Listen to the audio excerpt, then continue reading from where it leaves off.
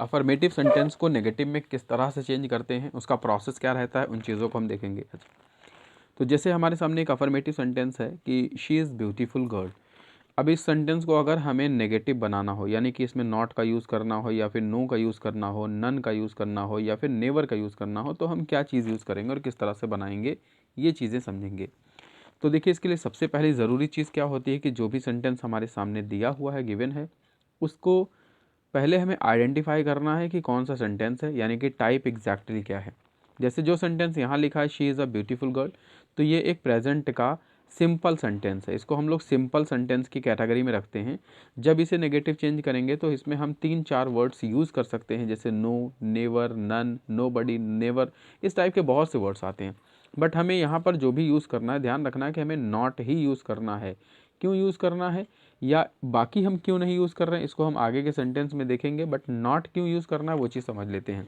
Exactly जब कोई simple sentence होता है तो उसमें हम लोग जनरली नॉट का यूज़ करते हैं, लेकिन ये कंडीशन ऐसी होनी चाहिए कि वहाँ पर किसी वस्तु की बात नहीं की गई हो कि वो मेरे पास नहीं है टाइप का, किसी भी फिनोमिना की बात की गई हो, या कोई कोई एडजेक्टिव के तौर पे उसको यूज किया जा रहा हो, इस तरह से समझ लीजिए। तो यहाँ पर कहा जा रहा है कि ही she is a beautiful girl, तो अगर हम इसे चेंज करेंगे तो देखिए क्या हो सकता है। सबसे पहला देखें, लिखा है शी वॉज नो, तो दो चीज़ों को समझिए कि वॉज यहाँ पे हो गया पहले तो हेल्पिंग वर्ब, तो हमें कोई टेंस चेंज नहीं करना, इसलिए ये वाला ऑप्शन तो हम पिक नहीं करेंगे। नेक्स्ट सेंटेंस देखेंगे, यहाँ पे नेवर लिखा है। नेवर का यूज़ आपको मोस्टली तभी करना है जब सेंटेंस के अंदर ऑलवेज का यूज़ हुआ हो।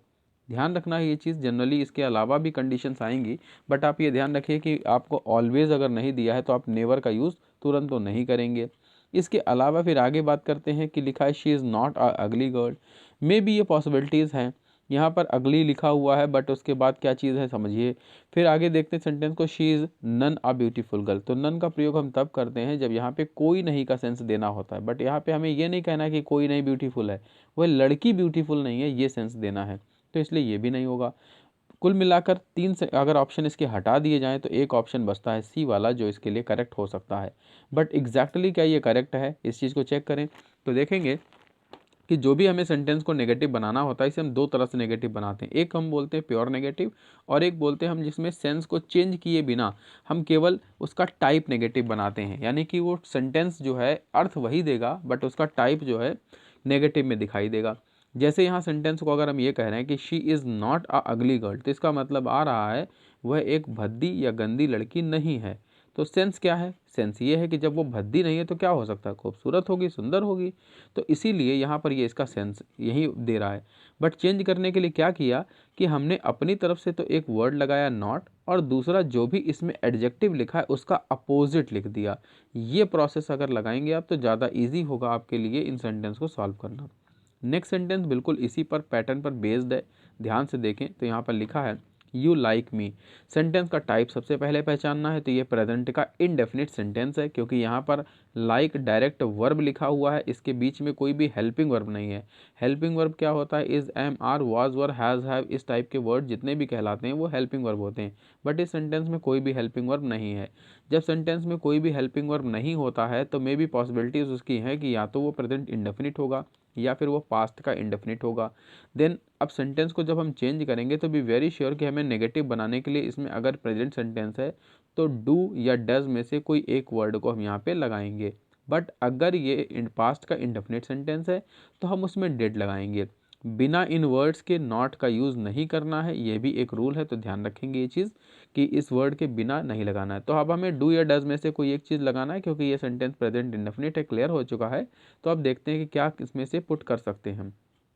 पहला सेंटेंस कह रहा है you does not like dislike me, तो यू के बाद डज लगा है, तो बी वेरी श्योर और चीज़ों को समझ लीजिए कि यू एक प्लूरल सब्जेक्ट माना जाता है, इसके बाद में डज का कोई रोल नहीं होता है। हमेशा अगर हम इसके साथ लगाएंगे तो डू का यूज़ करेंगे, कभी भी डज का यूज़ नहीं होगा।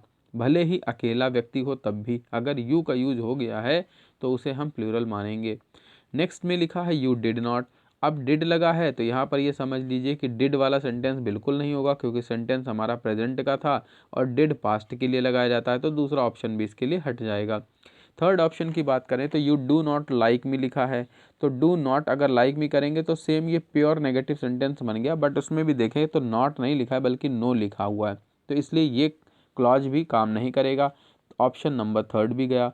और फिर ऑप्शन नंबर डी की बात करेंगे, इसके लिए डी मल्टीपल चॉइस का, तो लिखा है यू के बाद डू लिखा है, पॉसिबिलिटीज़ हैं, नॉट लगा देंगे, ये भी पॉसिबिलिटीज़ हैं। और हम लाइक का अपोजिट चेंज करके लिखेंगे डिसलाइक, ये भी पॉसिबिलिटीज़ हैं, उसके बाद लिखेंगे मी। तो इस तरह से हम इस सेंटेंस को नेगेटिव आसानी से बना सकते हैं बिना सेंस को चेंज किए। नेक्स्ट सेंटेंस देखें, काजल लव्ड अरुण। अब यहाँ पे वर्ड लिखा हुआ लव्ड, लव्ड जो लिखा है वर्ब की सेकंड फॉर्म है, और वर्ब की सेकंड फॉर्म एक ही कंडीशन में लगती है, जब कोई सेंटेंस हमारा पास्ट का इंडेफिनिट हो। ये कंडीशन के अलावा कोई कंडीशन नहीं है वर्ब की सेकंड फॉर्म लगने का, इसलिए ये ध्यान रखेंगे। अब जब सेंटेंस पास्ट का इंडेफिनिट है तो बी वेरी श्योर कि यहाँ पे डिड के साथ हमें नॉट का यूज़ करना है, बिना डिड के साथ नॉट यूज़ नहीं करेंगे। तो डू और डज का रोल खत्म। अब यहाँ पर ऑप्शन चेक करना शुरू करें। काजल डू नॉट लिखा है तो पहला सेंटेंस डू लग रहा है, गलत हो गया। दूसरे में डज लग रहा है, ये भी गलत हो गया। तीसरे में नॉट लगा, कोई डू या डज या डिड का प्रयोग नहीं हुआ, ये भी गलत हो गया। फाइनली हमारे पास बचता है काजल डिड नॉट हेट अरुण। इस तरह से हम नेगेटिव इसको बनाएंगे। अगर इसके अलावा भी आपके माइंड में कोई भी तरीका इसका फॉर्मेट आ रहा है कि हम इस तरह से भी इसको नेगेटिव कर सकते हैं, तो कमेंट में आप अपना क्वेश्चन या आंसर ड्रॉप कर सकते हैं। इस तरह की चीज़ों को बिल्कुल बताएं। नेक्स्ट सेंटेंस में हम देखते हैं कि लिखा है अफर्मेटिव सेंटेंस है कि he was doubtful whether it was you. अब इस सेंटेंस को हमें नेगेटिव बनाना है, तो ध्यान से समझिएगा चीज़ को। वेदर जहाँ लिखा हुआ है ये एक कंजंक्शन है। कंजंक्शन क्या होता है? दो सेंटेंस को जोड़ने के लिए काम करता है कंजंक्शन, जिसे हम हिंदी में संयोजक कहते हैं। अब इस सेंटेंस पे ध्यान देंगे तो ये जो भी कंजंक्शन लगा है, इसके बाद के सेंटेंस को हमें कोई भी टच नहीं करना है। इसके पहले का जो सेंटेंस है इसमें हमें नेगेटिव बनाना है। बड़ी सिंपल सी चीज़ है कि डाउटफुल लिखा है, वॉज लिखा है, तो हमें डाउटफुल का नेगेटिव बना देना है, उसके साथ नॉट लगा देना है। तो डाउटफुल का नेगेटिव होता है श्योर। तो बड़ी सिंपल सी चीज़ आपको याद रखें कि श्योर लग जाएगा। तो बट श्योर सभी में दिया है, तो ऑप्शन चेक करना शुरू करें। अब पहले सेंटेंस में लिखा है ही वॉज नॉट श्योर। अब यहाँ पे नॉट के बाद श्योर लिखा है इट वॉज यू। इस तरह से सेंटेंस लिखा है, बट बाकी को चेक करें क्या सही है कि नहीं, तब इसके बाद देखते हैं कि ये सही है या नहीं। लिखा है ही वर, तो ही के साथ वर तो नहीं लगेगा, कट जाएगा ये ऑप्शन। ही डज लगा है, ही डज नहीं लगे क्योंकि यहाँ पे वॉज लिखा है, ये भी कट जाएगा। और डू लिखा है, ये भी कट जाएगा, थर्ड ऑप्शन फोर्थ वाला। तो फर्स्ट बचा हमारे पास में, तो ये सेंटेंस सही हो जाएगा।